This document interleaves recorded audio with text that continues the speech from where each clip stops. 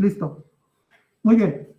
El tema que yo voy a tratar el día de hoy, y agradezco en todo momento por permitirme compartir este breve conocimiento.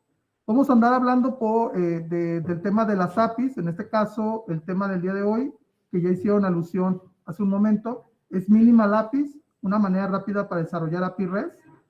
Mi nombre es Felipe Hernández Palafox y antes de pasar con la agenda voy a hablar un poco sobre mí, con la finalidad pues para que ustedes conozcan un poquito sobre mi trayectoria. En primera instancia, pues tengo una maestría en tecnologías web y dispositivos móviles aquí en la Universidad de La Salle Bajío. Tengo una maestría en gestión de proyectos en la Universidad Europea de Monterrey y actualmente estoy estudiando un doctorado en sistemas computacionales. Asimismo, soy profesor de la Universidad de La Salle Bajío aquí en México, a nivel maestría y a nivel licenciatura. También doy clases a nivel internacional en Open La Salle University en Andorra, allí en Barcelona. Y mi puesto es coordinador de la carrera de Ingeniería en Software y Sistemas Computacionales aquí en la Universidad de La Salle Bajío. Y pues actualmente pues me gusta desarrollar mucho las aplicaciones web y la parte móvil. Y bueno, hablando un poquito sobre la agenda, vamos a hablar primero sobre un contexto sobre las APIs. Es que ustedes conozcan el escenario, todo el escenario de lo que conlleva o la evolución sobre las APIs, sobre qué es GraphQL, qué es una API REST, qué es un servicio web, que ustedes primero tengan un contexto, el por qué debemos saber, si somos del área de sistemas, estamos en el área de tecnologías, ¿por qué debemos saber sobre la parte de las APIs? Posterior a ello, como Minimal API se está haciendo auge directamente en .NET Framework 6, vamos a hablar un poquito sobre las características de dicho framework. Asimismo, vamos a proceder a ir a la parte de Minimal API y voy a andar realizando un demo o voy a andar explicando un demo dependiendo el tiempo que se me vaya, como que se vaya dando. Bueno, voy a quitarme un poquito de cubrebocas. El contexto sobre el uso de las APIs. Primero, hay que entender sobre qué es una API, que en sí es un conjunto de funciones que cumplen con ciertos objetivos. Obtener una información, timbrar una factura, mandar ciertos parámetros y que te manden un resultado, ya sea una suma, un ejemplo, por así decirlo, y que de una u otra forma esa API ustedes puedan consultarla desde una aplicación de escritorio, web, móvil, o inclusive me ha tocado verlo en televisiones o Smart TVs. ¿Por qué? Porque la API es tan flexible y te permite que en cualquier punto tú tengas acceso a dichas funciones. Algo que anteriormente en los servicios web o SOA solamente eran como que exclusivos por cierta tecnología y por ende, pues se quedaban cortos en referente a ondear o que directamente estuvieran facilitando para que cualquier tecnología lo pudiera consumir. Uno de los ejemplos más conocidos sobre los servicios web es la parte de convertir de Celsius a Fahrenheit o Fahrenheit a Celsius. De hecho, lo encuentran en muchas páginas web, que ese es un parteaguas de lo que eran los servicios web tradicionalmente. Y actualmente muchas de las empresas, hablando aquí en México, lo utilizan y les sirve. Pero lo ideal es que nosotros, con base a las tendencias tecnológicas o andar adaptándonos a las tecnologías emergentes, nosotros empecemos a ampliar el uso de una API. Y posteriormente, ya cuando tenemos el concepto de las APIs, ahora sí procedemos a irnos al concepto de las API REST. Y estas se definen de esta forma: un estilo de arquitectura de software utilizado para describir cualquier interfaz entre diferentes sistemas que utilicen HTTP para comunicarse. El término significa transferencia de estado representacional, lo que quiere decir que entre dos llamadas cualquiera del servicio no guarda los datos. O sea, ¿a qué me refiero con esta parte?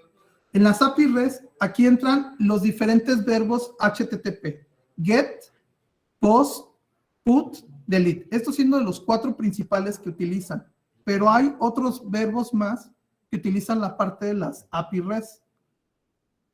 Lenguajes como cuáles se utilizan al uso de la creación de API REST: .NET, Go, Node.js, PHP, Java.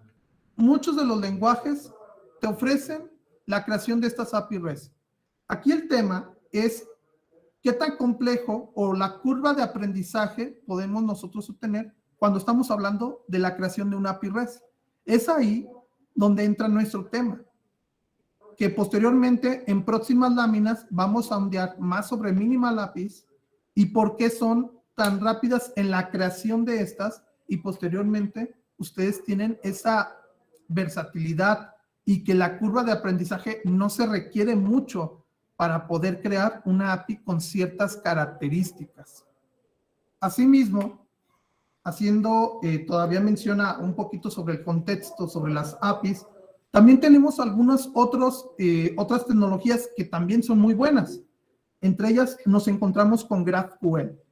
GraphQL, relativamente, pues como lo dice aquí el párrafo, es nuevo. Fue desarrollado obviamente en Facebook y lanzado en el 2015. Ya después pasó a una fundación en el cual ellos le siguen dando soporte. GraphQL solamente te muestra un endpoint. ¿Qué significan los endpoints? A continuación los voy a describir cuando estemos viendo el demo de Minimal APIs. Un endpoint puede ser obtener usuarios. Obtener usuario y le pones el ID, que sería, por ejemplo, 35. O obtener ventas.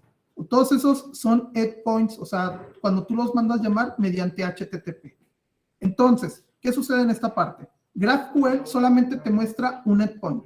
Y ese endpoint, posteriormente, te permite que tú puedas construir la consulta desde el cliente de lo que tú quieres extraer. Una vez extraído toda esa información, ahora sí, solamente si ocupas 4 campos, haciendo alusión que tienes una tabla, por ejemplo, que tienes 15 columnas: nombre, apellido, edad, domicilio, algunos otros datos, RFC, CUR, DNI o INE, no sé. Imagínense, N cantidad de información.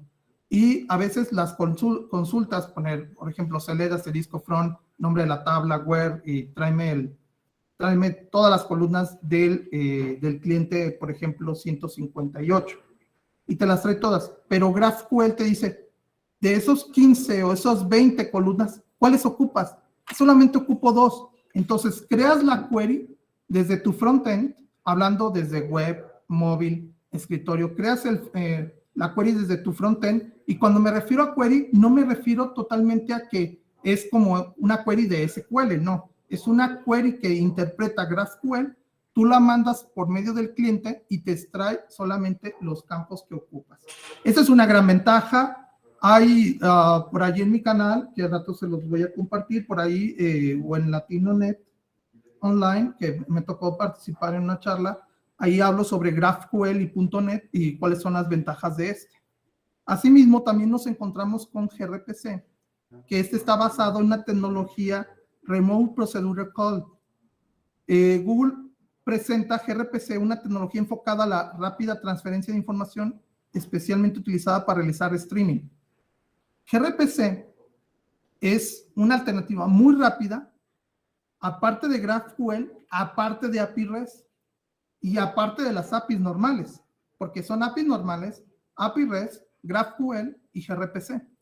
Entonces estamos hablando ya de 4 tecnologías, 4 formas de compartir información. Y no demeritando, repito, la parte de los servicios web, utilizando la parte WCDL o la parte SOA. Ustedes van a empezar ahorita a discernir sobre las tecnologías existentes de las APIs, y posteriormente la que nos vamos a enfocar es a la parte de las API REST, pero si bien a la creación utilizando la tecnología de .NET, en lo particular de Minimal APIs, y que posteriormente vamos a andar viendo algunas de sus bondades o algunas de sus ventajas. Antes de proceder a la parte de Minimal APIs, es muy importante recalcar que Minimal APIs viene de una de las últimas actualizaciones de .NET. En este mes salió si no es que ya algunos de ustedes, si vienen del ámbito de la parte del desarrollo de software o conocen sobre la tecnología de .NET, entenderán de que Microsoft ha surgido ya el .NET 6.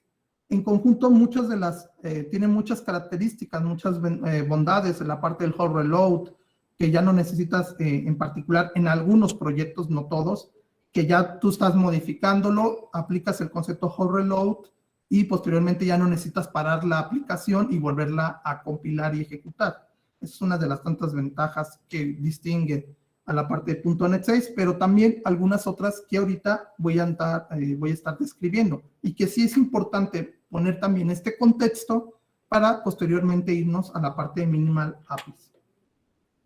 Entonces, la parte de .NET 6 incluye mejoras en muchas de las tecnologías que ellos apuestan. Entre ellos está la parte de la nube, la parte de escritorio, por ejemplo, en la parte del desarrollo de aplicaciones de escritorio con Windows UI, que es muy parecido a WPF, que es Windows Presentation Foundation, y que a su vez se considera que es el antecesor de la parte de Windows Forms, y que a su vez viene de los controles un poquito más antiguos para el desarrollo de aplicaciones de escritorio, hablando en tecnología .NET, y que da la oportunidad, este framework, en lo particular, de que tú estés desarrollando, que ya después vamos a estar viendo MAUI, que tú estés desarrollando un mismo proyecto, una misma base de código de proyecto, y que lo puedas ejecutar tanto en la parte móvil como en la parte de escritorio.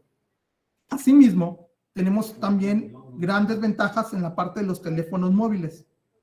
Y posteriormente, como lo dice el párrafo, mes a mes han sacado nuevas versiones. Esto alusión a antes de la actualización. Y posteriormente también la intención de este .NET Framework 6 es que pues, tendrá un soporte en la parte de 3 años. Una de las cosas en las cuales muchas de las empresas o las organizaciones no se actualizan a las últimas versiones de .NET es el concepto del soporte. Hablando como parte de empresa, a mí me interesa que la tecnología que están utilizando los desarrolladores que tengan soporte, porque en un momento muy específico ya no hubiera soporte y tengo sistemas que en lo particular ya llevan bastante tiempo de desarrollo y perderlo me entraría en un gran dilema y en un gran problema. Y esas son de las cosas que tenemos que considerar hablando en cuestiones de arquitectura de desarrollo de software. Si bien, obviamente, aquí lo hace directamente muy explícito, nube, escritorio, Internet de las cosas, hablando en cuestiones móviles, son muchas de las características que definen la parte de .NET 6. Asimismo, ustedes pueden directamente descargar ya sea el preview o descargar directamente el Visual Studio 2022, que ahorita ya está normal también, en la parte de .net.microsoft.com, y que en lo particular ustedes pueden empezar a ver todas estas bondades que nos está ofreciendo Microsoft en esta nueva tecnología. Si bien, obviamente, desde la preview número 4 de .NET 6 presentó el concepto hot reload, pero para muchos de ustedes, ¿qué es el concepto hot reload? El concepto hot reload es que ustedes están codificando, están haciendo una aplicación de escritorio móvil y posteriormente a ello dices, creo que me hizo falta una configuración adicional, empieza a escribir código y típicamente en muchas de las tecnologías ajenas a .NET tenías que parar el proyecto, volverlo a ejecutar y que te muestre la ventana hablando en escritorio o la parte móvil hablando en un simulador o en tu teléfono inteligente. Entonces, esa es una de las grandes ventajas. El concepto hot reload se aplica tanto en la parte de escritorio como ahorita, como en la parte también en algunos apartados en la parte web, y también se va a aplicar directamente en la parte móvil. Por ello mismo entra el concepto de MAUI, es que ustedes puedan seguir codificando, actualizan y se ve reflejado en la interfaz gráfica, sin necesidad de que ustedes tengan que parar la aplicación. Entonces, esa es una de las tantas ventajas de lo que nos ofrece .NET 6. Entonces, ¿a qué viene con esta explicación antes de pasar directamente a Minimal API? es que nosotros directamente podamos crear aplicaciones enriquecidas utilizando el ecosistema de .NET, hablando de todos los productos que nos ofrece Microsoft. Y posteriormente a ello, ustedes pueden adentrarse en cada una de las ramas. Si a ustedes les interesa WebAssembly, como la parte de Blazor, si ustedes quieren programar en la parte de iOS o la parte de Android, o quieren programar en la parte multiplataforma, que es unir los dos sistemas operativos con la misma base de código, trabajar con la parte de ASP.NET, o posteriormente a lo que vamos a andar explicando en un momento más, el concepto de la parte de Minimal API, que es la creación de API REST de una manera muy rápida. Posterior a ello, entonces, pasaríamos a explicar qué es Minimal API. Bueno, con la llegada directamente de .NET 6, y por ende, también por ello, escribí el antecedente de dicho framework, hablando también en el lenguaje de C#, permite crear algo que se llama Minimal APIs, que básicamente es la adaptación de lo que ya tenemos disponible en versiones anteriores de .NET, en este caso .NET 5. Desde la llegada de .NET 5 y sus programas de alto nivel, como lo menciona aquí el párrafo, ya se veía algo que estaba por venir. Entre ellos era la creación de una API que en particular tuviera ciertas características que el desarrollador ya no tendría que crear un proyecto y que les generaran un sinnúmero de carpetas, un sinnúmero de archivos que no entendieran. El tema aquí es que ustedes puedan crear un proyecto vacío de .NET utilizando, por ejemplo, ahorita Visual Studio 2022, y que a partir de ello ustedes empiecen a crear este concepto de crear una API REST desde cero. Pero también quiero mencionar, sin llegar al concepto de la certeza, porque aquellos que han tocado ya el tema, por ejemplo, de Node.js, y que también un servidor lo ha hecho, cuando vemos Node.js, que es una tecnología que también se pueden crear APIs muy rápidas, y vemos Minimal APIs, vemos una gran similitud en cuestión de estructura de código. Una, Node.js está hecho directamente en JavaScript, y la otra, obviamente Minimal APIs, está obviamente con C# y está utilizando algunas características de .NET. Entonces, de una u otra forma, nos encontramos que Minimal APIs está apostando por facilitar ciertas cuestiones al desarrollador. Asimismo, les enseño un ejemplo para la creación de la parte de Minimal APIs. Se requiere, por ejemplo, la parte de thread using, hacemos directamente alusión a la parte de webapplication.createBuilder, y directamente aquí detecta si estamos en modo developer, y cuando le hacemos alusión a la parte de app que viene de builder.build, y yo le pongo en la parte de la API el slash, el diagonal o el slash, que significa la parte principal, pues me va a andar arrojando un hola mundo. Y se acabó. Aquí ya tienen su API. No se necesitas más archivos, no necesitas más funciones. Aquí empiezas a crear tu API REST utilizando Minimal APIs. Asimismo, directamente, pues vamos a proceder directamente a la demo. Para ello, voy a proceder a... En un momento.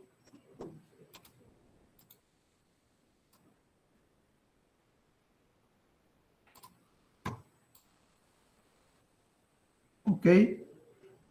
Para trabajar, por ejemplo, con la parte de Minimal APIs, vamos a proceder a crear un nuevo proyecto en Visual Studio 2022. O si tuvieran el preview, no hay ningún problema. Esto puede demorarse dependiendo de las características del equipo. Aquí le voy a dar directamente en crear proyecto. Y aquí en la parte de crear proyecto, tenemos directamente, por ejemplo, si elegimos la parte de C#, le doy directamente en la parte de por ejemplo, bueno, igual todas las plataformas, y directamente me voy a la parte web. Aquí nos va a aparecer algunas características. Vamos a andar eligiendo ACPNet Core vacío, muy importante. Le doy siguiente, y aquí le voy a poner, por ejemplo, web.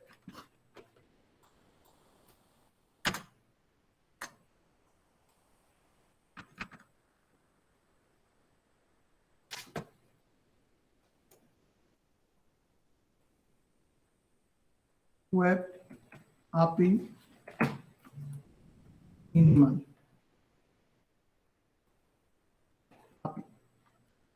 Posteriormente voy a darle siguiente. Y muy importante, tenemos que utilizar la parte de .NET 6. Le voy a dar crear. Igual ustedes si quieren trabajar con la parte de los contenedores con Docker o en particular no quieren trabajar con HTTPS, ya dependerá mucho de las características de lo que nosotros queremos aquí en la parte de desarrollar como tal. Ahora, bueno, ahorita se está creando el proyecto y una de las cuestiones que nos van a andar arrojando aquí es que nos va a poner, por ejemplo, la parte de program, todavía se está generando ahorita una parte del código, nada más en un momento. Donde está el código de la API es directamente en la parte de program. Solamente contamos con estas líneas de código. La parte de web application, o sea, create web application.createBuilder, y posteriormente el builder que se está creando, el objeto builder, voy a hacer como la parte del build, y posteriormente aquí voy a crear todos los endpoints. Estos son los endpoints. Por ejemplo, el primer endpoint es el principal. Este va a andar arrojando un hello world. Y si yo lo ejecutara directamente aquí con web API minimal API, me va a andar desglosando ahorita.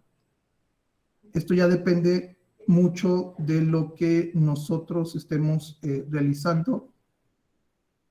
Nada más de un momento.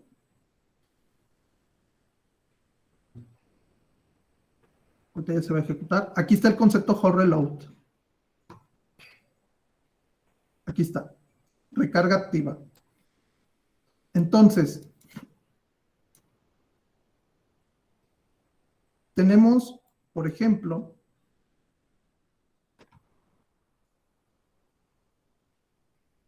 voy a hacerlo un poquito más chico esto. Imagínense que yo tengo, por ejemplo, otro endpoint. Voy a comentarlo. Y para este endpoint, si me permiten.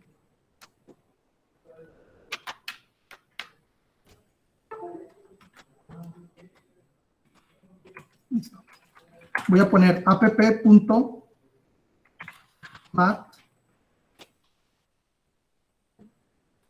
en este caso en el verbo get, y aquí le voy a decir, por ejemplo,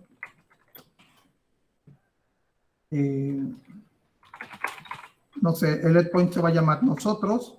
Aquí estamos utilizando el concepto lambda, que ya después vamos a ver exactamente cómo podemos hacerlo a un lado, por ejemplo. Le voy a decir, por ejemplo, hola. Bienvenido.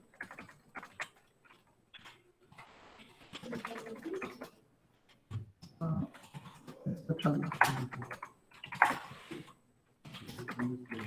Muy importante cerrarlo. El punto y coma. Lo guardas. Y aquí el concepto de la parte de la recarga activa es que si yo, por ejemplo, me voy a la parte de nosotros, vamos a ver si lo aplica aquí. Okay. Posiblemente la parte de recarga activa todavía en la parte de Minimal APIs, puede ser que sí para algunos proyectos, todavía no para todos. Entonces directamente lo voy a volver a ejecutar.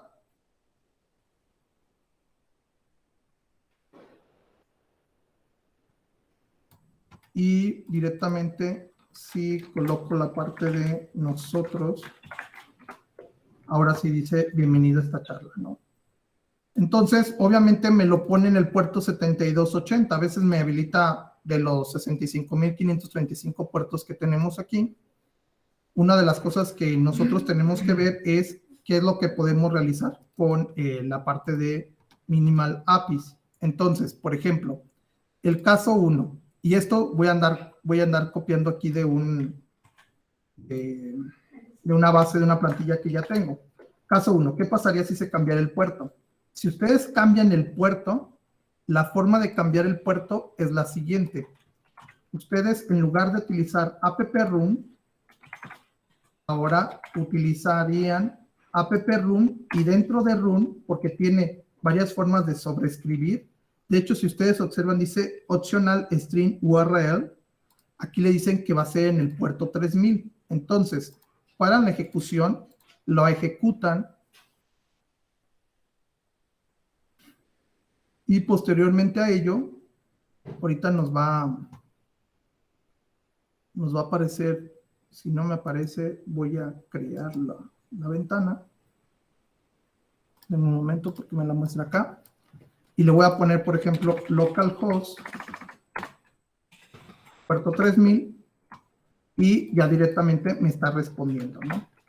Si le pongo nosotros, está funcionando. O sea, nosotros le estamos indicando directamente en el puerto que lo ocupamos. El caso número 2 que nosotros podríamos estar utilizando sería el siguiente. ¿Qué pasaría si ocupamos en múltiples puertos? Muy bien, no es suficiente en un puerto. ¿Qué pasaría si nosotros lo ocupamos en estos puertos como tal? Por ejemplo, tengo una opción llamada appurls.add y lo tengo habilitado en el puerto 3000 y en el puerto 4000. Por ende, también me falta, y nunca se les olvide, ponerlo la parte del app-room.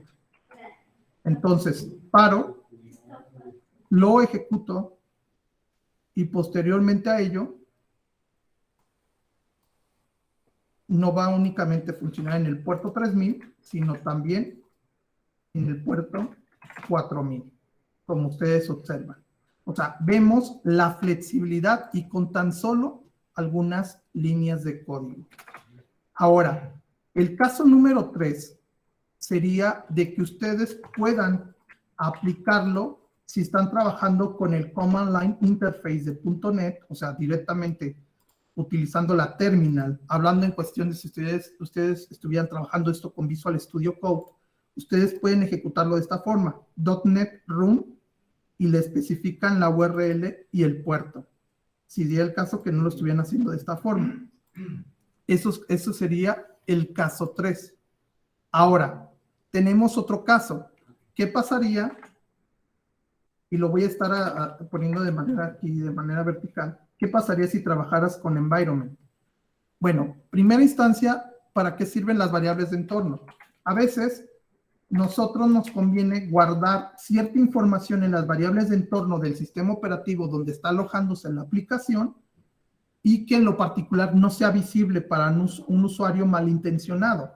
Es mejor tener las variables de conexión, por ejemplo, de las bases de datos en variables de entorno, y que posteriormente, en caso de que no existieran, entonces inicien con un puerto en particular. En este caso sería el puerto 3000. Obviamente, para ejecutar este código, tendría que comentar este código que tengo acá arriba, si no me estaría dando un error. Solamente debe de haber una app-room. Entonces, ¿qué es lo que va a suceder? Pues bueno, aquí mediante el modificador, o bueno, en este caso el signo de pesos, nos está permitiendo hacer la interpolación de string para que me muestre cuál es el puerto con el que va a trabajar. si es el caso de que yo lo tuviera en una variable de entorno llamado port en el sistema operativo, o en particular directamente entraría con el puerto 3000 en caso de negación. Eso sería el caso 4 de cómo podrías trabajarlo con la parte de environment. Si de el caso que yo lo ejecutara esto, si me permiten,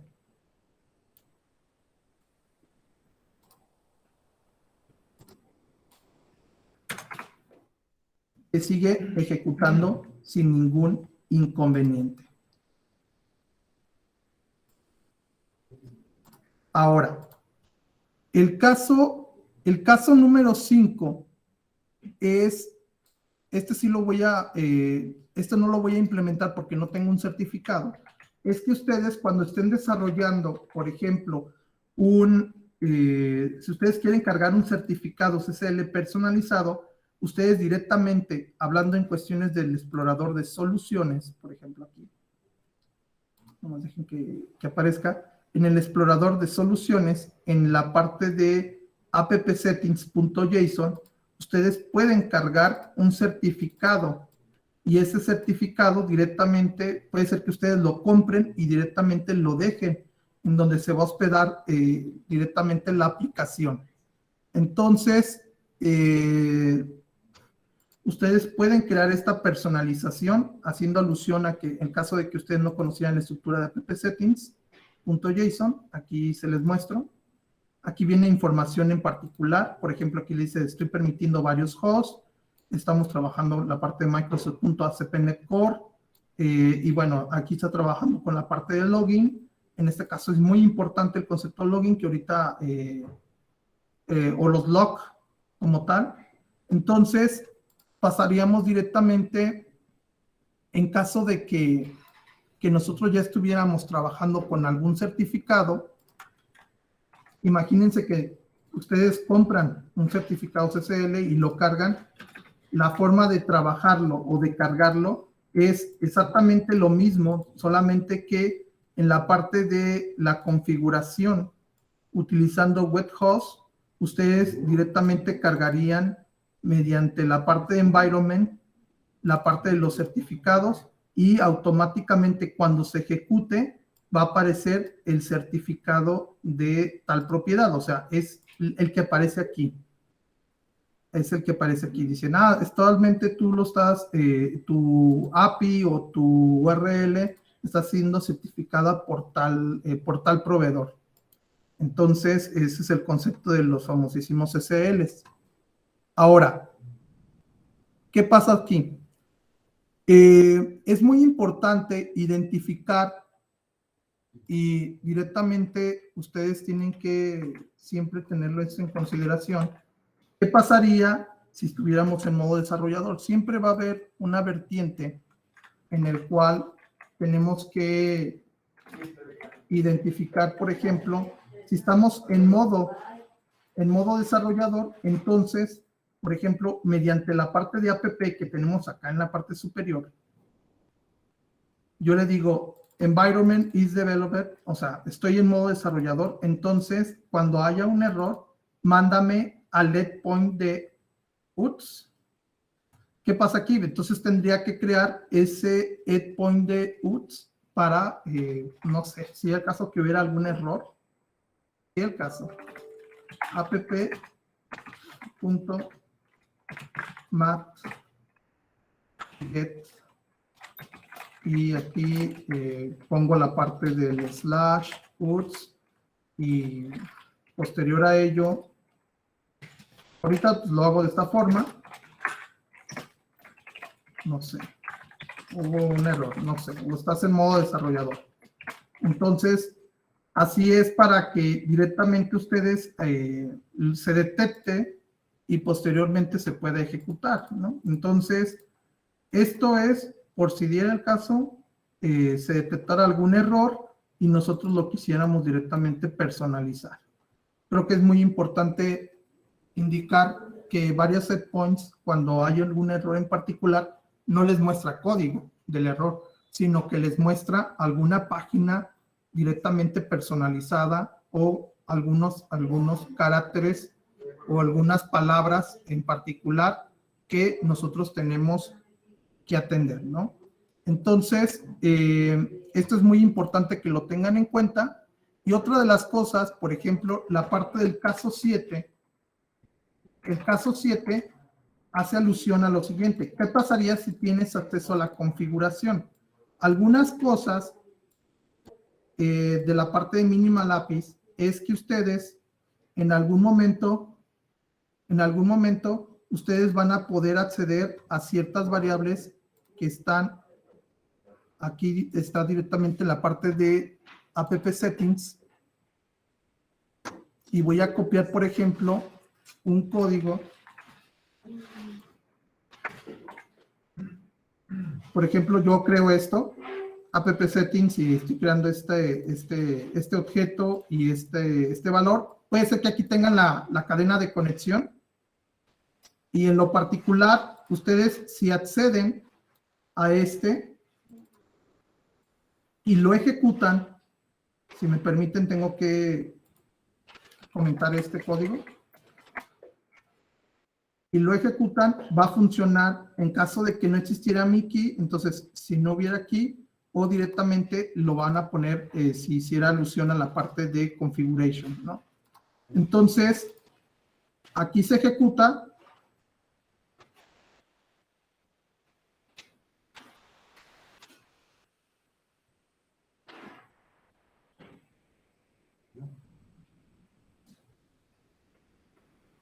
Y voy a poner el slash de configuration.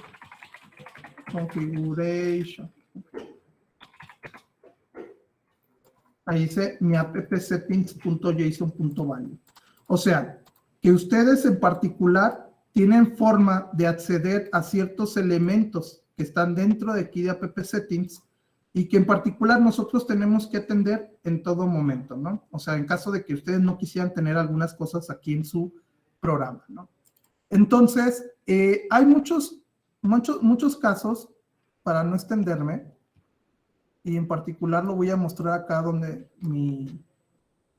acá tengo mi código, mi acordeón. Aquí tengo el caso 8. ¿Qué pasaría si utilizan la parte de los logs? Es muy importante siempre saber qué es lo que estamos trabajando, y cada uno de estos casos ustedes lo pueden ejecutar. Este es el caso 9 usando la parte de routing, es mediante mat-get, post, put y la parte de delete. Y la parte del uso de los lambda, este es el uso de los lambda. Ustedes pueden crear funciones lambda y mandarlas llamar. El caso de las funciones locales, ustedes pueden crear una función local y mandarla llamar aquí. Aquí se está colocando, por ejemplo. El caso 12 hace uso de las clases e instancias. O sea, estoy creando una clase y estoy accediendo a un método mediante haciendo dicha instancia. Es muy importante. Todo se puede poner dentro del mismo código. En el caso 13, nosotros directamente estamos usando la parte de los routes y los link generator, ¿Qué significa esta parte? Significa de que yo puedo tener un endpoint y yo le puedo decir que ese endpoint me genera mediante un nombre en particular. O sea, yo genero un link y ese link me va a decir, ¿sabes qué? El link high apunta hacia el endpoint hello, un ejemplo, ¿no? También ustedes pueden hacer el uso de la parte de los endpoints personalizados. Por ejemplo, users, aquí cuando vaya entre llaves, voy a hacerlo un poquito más, no sé si puedo hacer un poquito más amplio, creo que no. Sí se puede. Aquí directamente estamos haciendo alusión a la parte, esperen un tantito, listo. Es de que cada una de estas posiciones lo tenemos que colocar aquí también como la parte de los argumentos, y el tipo de dato, y automáticamente lo va a andar presentando en el navegador. Asimismo, tenemos la parte de los routes constraints, porque ustedes pueden crear endpoints personalizados, por ejemplo, como se menciona aquí, y posterior también podemos hacer algunos con regex o con expresiones regulares. O sea, que por ejemplo que sea slug, pero el valor aceptado tiene que ser del A a la Z y que sea un carácter del 0 al 9. No se aceptan algunos otros caracteres especiales. Asimismo, también tenemos la parte de que podemos ponerle, por ejemplo, un parámetro adicional o un parámetro opcional. Y aquí, si ustedes mandan llamar productos versión 2 y no colocan la parte de page number, como se menciona aquí en el ejemplo, entonces no ocurre nada, solamente se coloca un valor por default. Asimismo, también tenemos algunas otras características, como se menciona aquí, y también, ¿por qué no? Ustedes pueden mostrar HTMLs si ustedes lo ocupan. Entonces, aquí hay varios casos. Está la parte del response, por ejemplo, aquí estamos consultando un JSON y aquí directamente está haciendo un response directamente a ese JSON. Y al último, estoy haciendo un acceso a datos mediante SQL Server. Aquí tengo la cadena de conexión y posteriormente me está retornando un JSON como tal. Aquí estoy implementando Swagger. Si yo ejecuto ya como último, una disculpa, es que yo sé que era media hora. De un momento.